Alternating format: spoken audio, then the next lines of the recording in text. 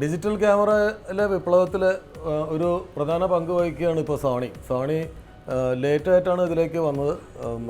ഈ HD ക്യാമറകളിൽ വളരെ പ്രധാനപ്പെട്ട ഒരു ക്യാമറയാണിത്. സോണി F3 എന്നാണ് ഈ ക്യാമറയുടെ പേര്. ഇതൊരു ബേബി ക്യാമറയാണ്, വളരെ കോമ്പാക്റ്റാണ്, വളരെ ചെറുതാണ്.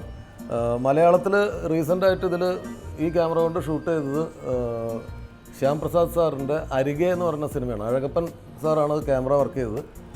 അരികെ ഈ ക്യാമറയിലാണ് ഷൂട്ട് ചെയ്തത്. ചട്ടക്കാരി, അതുപോലെ പ്രഭുവിൻ്റെ മക്കൾ തുടങ്ങിയ സിനിമകളും ഈ ക്യാമറയിലാണ് ഷൂട്ട് ചെയ്തത്. ഗീതു മോഹൻദാസ് ഡയറക്റ്റ് ചെയ്ത ഒരു cinema, Rajeev Ravi camera work ചെയ്ത സിനിമയും ഈ F3യിലാണ് ഷൂട്ട് ചെയ്തത്. ഇത് അവർ -9 ഡിഗ്രി ഉള്ള സ്ഥലത്ത് ഈ ക്യാമറ ഉപയോഗിച്ച് ഷൂട്ട് ചെയ്ത് ക്ലൈമറ്റ് അത്രയും വ്യത്യാസമുള്ളൊരു ക്ലൈമറ്റിക്കൽ കണ്ടീഷൻസിലും ഇത് ഒരു കുഴപ്പമില്ലാതെ നന്നായി വർക്ക് ചെയ്തു എന്നാണ് സാക്ഷ്യപ്പെടുത്തുന്നത്. ഈ ക്യാമറയുടെ ഒരു പ്രത്യേകത, ഇതിൽ വീഡിയോ ഫോമാറ്റും ഉണ്ട്, S-Log എന്ന് പറയുന്ന ഒരു ഫോമാറ്റും ഉണ്ട്. S-Logൽ ഇട്ടിട്ടാണ് ഈ അരികെയൊക്കെ ഷൂട്ട് ചെയ്തിരിക്കുന്നത്. S-Logലാണ് ഷൂട്ട് ചെയ്തിരിക്കുന്നത്. S-Logൽ ഷൂട്ട് ചെയ്താലത്തൊരു അഡ്വാൻറ്റേജ്, ഈ DI ചെയ്യുമ്പോൾ കളർ കറക്ഷനൊക്കെ ചെയ്യാൻ വളരെ എളുപ്പമാണ്. S-Logൽ ചെയ്ത് കഴിഞ്ഞാൽ കളർ കറക്ഷൻ വളരെ എളുപ്പമാണ്. இதோட ஸ்பெஷாலிட்டிஸ் என்னென்னு சொல்லுங்க. இது வந்து 25 ஃப்ரேம்ஸ் போல S-Logல சவுண்டு சிங்க் ஆகும். மற்ற கேமராவில் 25ல சவுண்டு சிங்க் ஆகும். இது ஃபுல் படம் அருகே கழிஞ்ச படம் ലാസ്റ്റ് 25ல അരികെ നമ്മുടെ മറ്റ് സിനിമകളെ പോലെ ഡബ് ചെയ്യേണ്ട കാര്യമില്ല, നേരിട്ട് തന്നെ സൗണ്ട് എടുക്കാറ്, ഷൂട്ട് ചെയ്യുമ്പോൾ തന്നെ സൗണ്ട് എടുക്കാറ്. അതിനുള്ളൊരു അഡ്വാൻറ്റേജ് ഈ ക്യാമറയിലുണ്ട്. ഇതിൽ 25 ഫ്രെയിംസിലും 23.98pയിലും ആണ് ഇത് റെക്കോർഡാവുന്നത്. അപ്പോൾ അതുകൊണ്ട് സൗണ്ടൊക്കെ സിങ്കായിരിക്കും. തുടർച്ചയായിട്ട് 222 മിനിറ്റ്സ് ഷൂട്ട് ചെയ്യാം. അതായത് 2-3 ദിവസം തുടർച്ചയായിട്ട് വർക്ക് ചെയ്യാൻ പറ്റും. ഇത് ഹാൻഡിയാണ്, ரொம்ப ഹാൻഡിൽ എല്ലാം നല്ല ഈസിയായി നല്ല യൂസ്ഫുള്ളാണ്. ഹാൻഡ് ഹെൽഡ് ഷോട്ട്സ്, കയ്യിൽ ക്യാമറ എടുത്തിട്ടുള്ള ഷോട്ടുകളൊക്കെ എടുക്കാൻ ഇത് വളരെ സ്പെഷ്യലാണ്. കാരണം ഇതിൻ്റെ സൈസ് കണ്ടാൽ തന്നെ അറിയാം ഇത് ചെറുതാണ്. അപ്പോൾ ഹാൻഡിൽ ചെയ്യാൻ എളുപ്പമുണ്ടാവും ക്യാമറമാൻ. M.A. നിഷാദ് ഡയറക്റ്റ് ചെയ്ത മധുര ബസ്സിലെ സെക്കൻഡ് ക്യാമറ ആയിട്ട് ഈ ക്യാമറ ഉപയോഗിച്ചിട്ടുണ്ട്. ക്യാമറാമാൻ പ്രദീപ് നായരായിരുന്നു. പ്രദീപ് നായർ കോക്ടെയിലൊക്കെ ചെയ്ത ക്യാമറാമാൻ, അദ്ദേഹം ഈ ക്യാമറ യൂസ് ചെയ്തിട്ടുണ്ട്. ഇതിൻ്റെ ബാറ്ററിയെ പറ്റിയിട്ട് ചോദിക്കാം. ബാറ്ററി ബാക്കപ്പ് 14 volts, നമ്മൾ 3 hours ഷൂട്ടിംഗ് பண்ணலாம். ND1 ND2 തുടങ്ങിയ 2 ഫിൽറ്റേഴ്സ് ഈ ക്യാമറയുടെ ബോഡിയിൽ തന്നെ ഉണ്ട്. ഇപ്പോൾ സാധാരണ ഇതിൽ ക്യാമറാമാൻമാർ ആ ഫിൽറ്റർ ഫ്രണ്ടിൽ ലോഡ് ചെയ്യണം. ഇത് അങ്ങനെ ലോഡ് ചെയ്യാതെ ക്യാമറയിൽ അതിൻ്റെ ബട്ടൺ പ്രസ് ചെയ്ത് കഴിഞ്ഞാൽ ND1 അല്ലെങ്കിൽ ND2 ഉണ്ടാവും. അതൊരു ആഡഡ് അഡ്വാൻറ്റേജാണ്.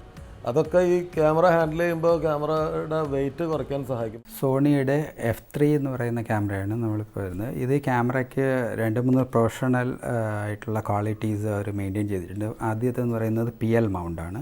PL മൗണ്ട് വന്നു കഴിഞ്ഞപ്പോഴത്തേക്ക് ഇതിൽ നമുക്ക് ബേസിക്കായിട്ട് സിനിമാറ്റോഗ്രാഫിക്ക് ഉപയോഗിക്കുന്ന 35mm ലെൻസുകളെല്ലാം, ക്വാളിറ്റി ലെൻസുകളെല്ലാം PL മൗണ്ടാണ്. മാസ്റ്റർ പ്രൈം, അൾട്രാ പ്രൈം, പിന്നെ കോമ്പാക്ട് പ്രൈംസ്, അതെല്ലാം RE കമ്പനിയുടേതാണ്. പിന്നെ കൂക്കി, അതുപോലെയുള്ള S4i, S5i, അതുപോലത്തെ എല്ലാ പ്രൊഫഷണൽ ലെൻസുകൾ, പിന്നെ HR സൂം, ആൻജിനിക്സിൻ്റെ സൂം, ഓപ്റ്റിമ സൂം, എല്ലാ ലെൻസും നമുക്കിതിൽ ഫിക്സ് ചെയ്യാൻ പറ്റും.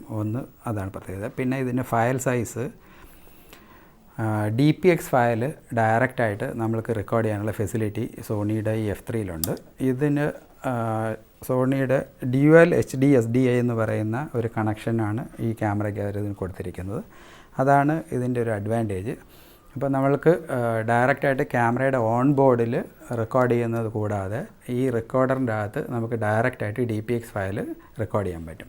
DPX ഫയൽ എന്ന് പറയുന്നത് നമ്മൾ ഫിലിം സ്കാൻ ചെയ്യുമ്പോൾ, ഫിലിമിൽ ഷൂട്ട് ചെയ്തിട്ട് ഫിലിം സ്കാൻ ചെയ്യുമ്പോൾ കിട്ടുന്ന ഫയലിനാണ് DPX എന്ന് പറയുന്നത്. അത് SMPT എന്ന് പറയുന്ന ഒരു സ്റ്റാൻഡേർഡുണ്ട്, ഒരു വേൾഡ് വൈഡായിട്ട് വെച്ചിരിക്കുന്ന സ്റ്റാൻഡേർഡ്. ആ മിനിമം സ്റ്റാൻഡേർഡാണ് ഈ DPX ഫയൽ, അതായത് 12 ബിറ്റ് കളർ ഉണ്ടാവണം അത്. അപ്പോൾ SMPTയിൽ അക്സെപ്റ്റ് ചെയ്തിരിക്കുന്നതാണെങ്കിൽ മാത്രം ഇൻ്റർനാഷണലായിട്ടൊക്കെ ആ ഫുട്ടേജ് കറക്റ്റ് ചെയ്യാത്ത ഫുട്ടേജ് ആയതുകൊണ്ട് അത് അവർ അക്സെപ്റ്റ് ചെയ്യും. അപ്പോൾ ആ ഫെസിലിറ്റി ഈ സോണി ക്യാമറയ്ക്കുണ്ട്. ഇവരുടെ ഹൈ എൻഡ് ക്യാമറയ്ക്കാണ് സാധാരണ അതുണ്ടായിരുന്നത്. അത് ഏകദേശം $2,50,000 വിലയുണ്ടായിരുന്ന ക്യാമറയാണ് F35. ഇപ്പം ഇവർ പ്രൈസും കുറച്ചിട്ട് നമുക്ക് അഡീഷണലായിട്ട് ഈ സോഫ്റ്റ്വെയർസ് ഒരു $15,000 മുടക്കി കഴിഞ്ഞാൽ ഈ ക്യാമറയിൽ നമുക്കത് ലോഡ് ചെയ്യാം. പിന്നെ സോണിയുടെ തന്നെ പ്രത്യേകതയായിട്ടുള്ള S-Log എന്ന് പറയുന്ന ഒരു ഫെസിലിറ്റി, അതൊരു സോഫ്റ്റ്വെയറാണ്. ഈ ക്യാമറയിൽ നമുക്ക് ലോഡ് ചെയ്യാം. S-Log ലോഡ് ചെയ്ത് കഴിഞ്ഞാൽ നിങ്ങൾക്ക് ഡൈനാമിക് റേഞ്ച് 14 സ്റ്റോപ്പായിട്ട് ബൂസ്റ്റ് ചെയ്യാൻ പറ്റും. അപ്പോൾ ഫിലിമിൻ്റെ ലാറ്റിറ്റ്യൂഡ് ആൾമോസ്റ്റ് 13.5 ആണ്. അപ്പോൾ ഫിലിമിന് ഈക്വലൻ്റ് ആയിട്ടുള്ള ഒരു ലാറ്റിറ്റ്യൂഡിലോട്ട് ഈ ക്വാളിറ്റി കൊണ്ടുവരാൻ പറ്റും. ഇനിയുള്ള കാലത്ത് കൂടുതൽ മലയാള സിനിമകൾ പുതിയ ഡയറക്ടേഴ്സ്, പുതിയ ക്യാമറാമാൻമാർ ഒക്കെ സിനിമകൾ പ്ലാൻ ചെയ്യുമ്പോൾ ഇത്തരം ക്യാമറകളായിരിക്കും കൂടുതലായിട്ടും ഭരിക്കാൻ പോകുന്നത്. മലയാള സിനിമയെ റൂൾ ചെയ്യാൻ പോകുന്ന ക്യാമറകളിലൊന്നാണിത്. കാരണം ഇത് വളരെ ഹാൻഡിയാണ്. സിനിമയുടെ സ്വഭാവം തന്നെ മാറ്റാൻ ക്യാമറകൾക്ക് കഴിയുമെന്ന് പറയാറുണ്ട്. കാരണം മിച്ചൽ ക്യാമറ ഉണ്ടായിരുന്ന കാലത്ത്, അത്രയും ഹെവി ആയിട്ടുള്ള, അത്ര പെട്ടെന്ന് മൂവ് ചെയ്യാൻ പറ്റാത്ത ക്യാമറ ഉണ്ടായിരുന്ന കാലത്ത് സിനിമകളുടെ സ്വഭാവത്തിനും ഷോട്ടുകളുടെ സ്വഭാവത്തിലും ഒക്കെ അത് ഇൻഫ്ലുവൻസ് ചെയ്തിരുന്നു. അതിനുശേഷം ആരി 2 ക്യാമറ വന്നു കഴിഞ്ഞപ്പോൾ അത് ഹാൻഡി ആയപ്പോൾ കുറേ കൂടി സിനിമയുടെയും ഷോട്ടുകളുടെയും സ്വഭാവം മാറി. ഇപ്പോൾ വീണ്ടും ക്യാമറ ചെറുതായി, ഹാൻഡിൽ ചെയ്യാനുള്ള എളുപ്പം, ഫിലിം വേണ്ട, അങ്ങനെ കുറേ കാര്യങ്ങൾ വരുമ്പോൾ പുതിയ തലമുറയ്ക്ക് പഴയ കണക്കുകളും പഴയ ഫോർമുലകളൊക്കെ വിട്ടിട്ട് പുതിയ സിനിമ ഉണ്ടാക്കാൻ ഇത്തരം ക്യാമറകൾ സഹായിക്കും.